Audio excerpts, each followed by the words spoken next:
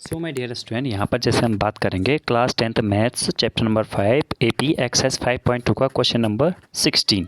तो यहाँ पर जैसे आप देख पा रहे हैं, a sum of 700 is to be used to give 7 cash prizes to student of a school for their overall academic performance. यानी कि 700 रुपये के जो हैं कैश प्राइज दिए गए हैं 7 बच्चों को, 7 कैश प्राइज दिए गए हैं ओवरऑल एकेडमिक परफॉर्मेंस के लिए। अगर हर एक प्राइस जो है 20 लेस हो उसके प्रीसीडिंग वाले प्राइस से, प्रीसीडिंग प्राइस मतलब उसके जस्ट पहले वाले प्राइस से अगर 20 कम हो तो हमको वैल्यू बतानी है, हर एक प्राइस की हमें वैल्यू बतानी है। ठीक है, यहाँ पर मैंने क्वेश्चन लिखा है, इसको ज़रा ध्यान से पढ़िए।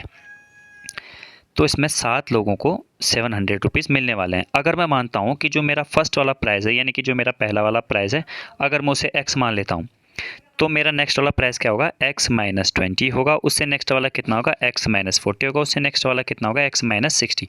तो यहाँ मेरे टोटल 7 प्राइस की वैल्यू कितनी हो जाएगी, 700 हो जाएगी। अब उससे अगले वाले पेज में लेके चलता हूँ, वहाँ आप देखेंगे। तो यहाँ पर क्या होगा, S7 हो जाएगा 700, A हो जाएगा मेरा x जो कि मैंने फर्स्ट प्राइस माना था, वो हो जाएगा मेरा x, और D मेरा माइनस 20 हो जाएगा क्योंकि अगला वाला जस्ट जो है वो 20 कम है ना, तो इसलिए माइनस 20 हो जाएगा। तो यहाँ पर मेरा फॉर्मूला क्या बन जाएगा, SN equals to n/2 2a plus n minus 1 into d. ये फॉर्मूला लगाकर मैं यहाँ पे क्या करूँगा, इसे सॉल्व करने की कोशिश करूँगा। चलिए देखते हैं अब ये और किस तरह से हो पाता है सॉल्व।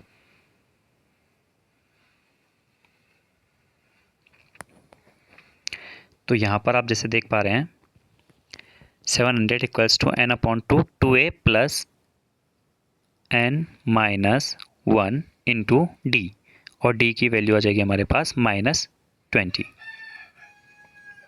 ऐसा कर दिया हमने।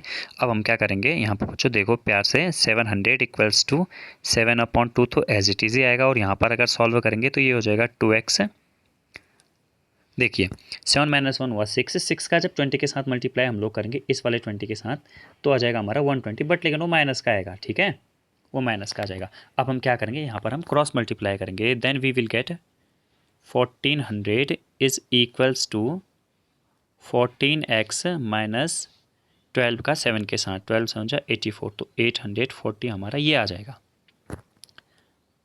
अब इसके बाद और सॉल्व करेंगे हम। अब जब हमारे पास इतना हो गया तो उसके बाद हम लोग क्या करेंगे, अब देखिए 14x को तो मैं एज इट इज़ ही लिख रहा हूँ, बट मैं क्या कर रहा हूँ, इस 1400 प्लस 840 को मैंने वहाँ भेजा। अब देखिए, आप लोग देखिए मैंने क्या किया, मैंने सिर्फ 840 को उस तरह भेजा है और लिख दिया मैंने इसे इस तरह से, ताकि कोई प्रॉब्लम हो ना।